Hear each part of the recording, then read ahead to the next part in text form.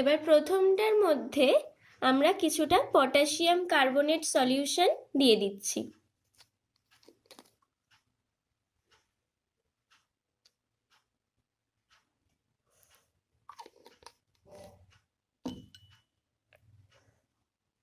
তো দেখো বর্ণটা কিছুটা লালচে হয়ে গেছে।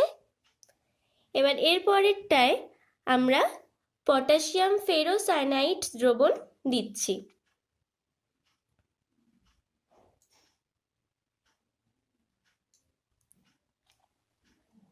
এটার কালারটা দেখো প্রুশিয়ান ব্লু কালার হয়েছে।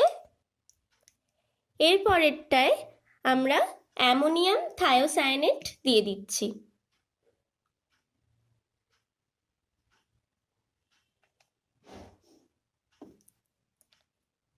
এটা দেখো পুরো ব্লাড রেড কালার হয়েছে। দেখলে কালারগুলো কি সুন্দর লাগছে।